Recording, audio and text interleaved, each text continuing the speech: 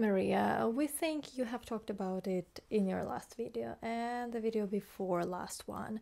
Do you not have any new news, or is nothing else happening, or what? I'm Maria Drutska, and today I will tell you why it is important that drones are hitting Russian refineries, how Putin's so-called elections went, why Germany will not call Putin the president, and how even Russian propagandists are not hiding Russia's crimes in the war against Ukraine. So very quickly about the new drone attacks on the so-called Russia.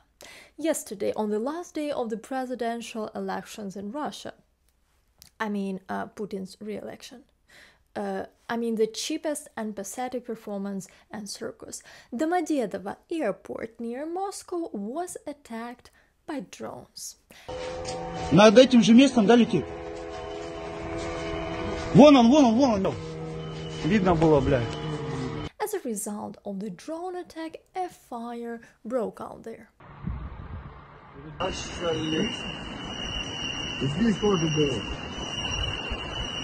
I remind you that Domodedovo airport is an international airport of federal importance and one of 4 main airports in Moscow and the Moscow region, and the second in terms of passenger traffic in the Russian Federation. Also, residents in Slavyansk on Kuban in the Krasnodar Krai of Russia reported explosions and a fire at the city's oil refinery last night. Interestingly, Russian propaganda does not deny the fact of the drone attack. However, it lies that the drones were neutralized, although the video shows the drone strikes and hits. According to the Russian Ministry of Energy, Russia has 88 oil refineries, of which only 38 are operational. In 2023, Russia produced 490 million tons of oil products, of which 280 million tons go to oil refineries. According to Ukrainian energy expert Drutska, Russia needs 130 million tons of oil products for domestic consumption, and the total processing of refineries damaged by drones is from 12 to 14 million tons per year. Since the beginning of the year, drones have attacked about 10 different refineries in Russia. Mostly, drones, by the way, hit the installations for preliminary primary processing of oil. Russia does not manufacture these installations, add the expert. And to manufacture one of them requires from 9 months to 1.5 years, and it costs from $90 to $120 million. As experts say, strikes on refineries can have the following consequences. Economic. In addition to the money that Russia has to spend on repairing the plants, it will lose markets where it sold oil products, and even after possible restoration of supplies, it will be problematic to regain these markets, as they can be taken by other competitors. And of course, military. The shutdown of refineries affects the plans for supplying fuel to the Russian army. Thus, according to the experts, this increases the logistic arm, as now the Russians will be forced to supply fuel from distant plants. Before I continue, I want to thank all of you guys who send coffees on Buy Me a Coffee and become patrons on this channel. Subscribe to my Twitter page, where I post regular updates about the situation in Ukraine, and to my Instagram, where I show daily life in Ukraine and lots of Reese's peanut butter cups consumption. Nobody, of course, doubted Putin's victory in his re-elections, but this time absurdity and nonsense exceeded all expectations. In almost all regions of the Russian Federation, Putin painted himself a canonical 88%, and here in the occupied territories the turnout was almost 90%. I remind you, in regions where half of the population is missing, and entire cities stand broken and empty.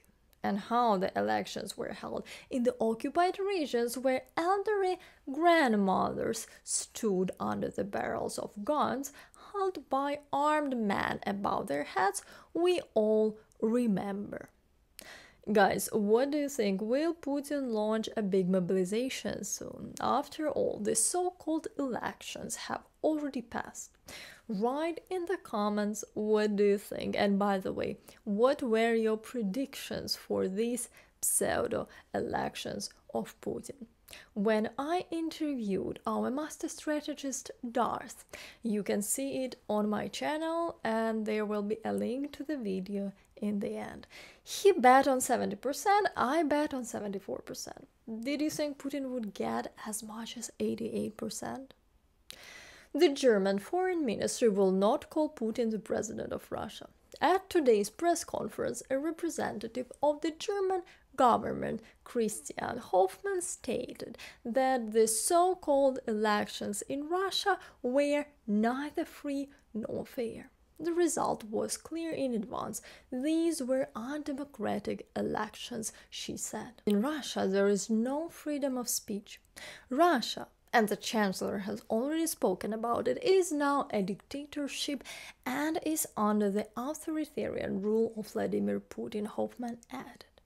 When asked whether the German authorities would call Putin president or ruler, a representative of the German Foreign Ministry, Sebastian Fischer, replied that recently the department only uses the surname Putin without any official title.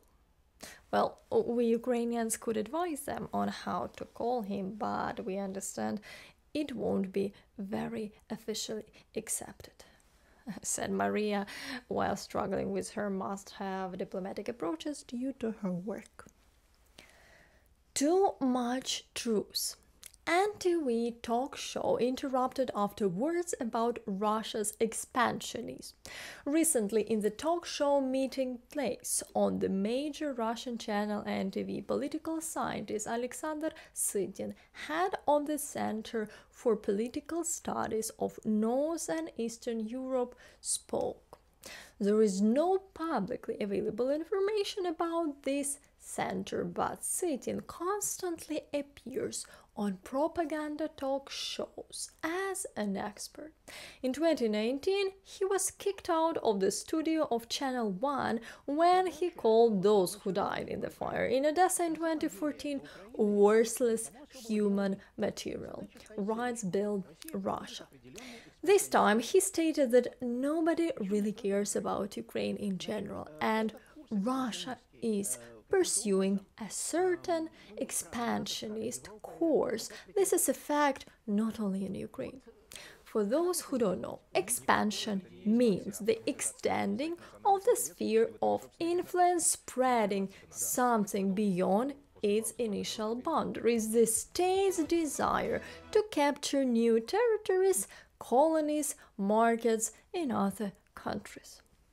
Host Andrei Norkin interrupted the speaker, saying that this is not expansion but defending one's national interests and ultimately one's own security. After that, he interrupted the show. Bild observers called it a major failure and a scandal.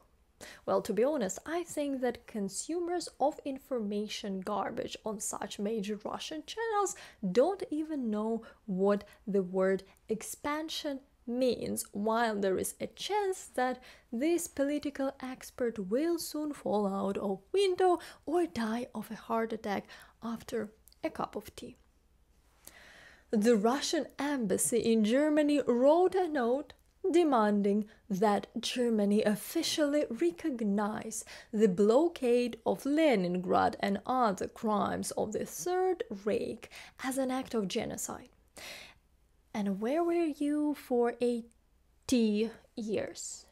We should also demand recognition of the genocide during Mongol Tatar yoke from Mongolia, and then who knows, they might even dig of the Ottoman Empire and the Roman Empire.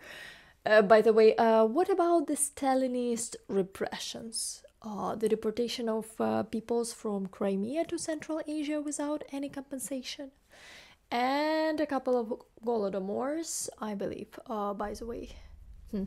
Anyway, that's it for today, and I want to thank all of you who supporting Ukraine, watching Ukrainian content, and if you like this video, you can support the channel's development on Patreon or Buy Me a Coffee.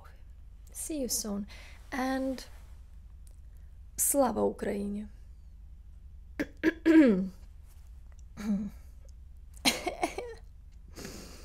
Jesus, I was so excited speaking about Russia's bullshit. Slava Ukraini!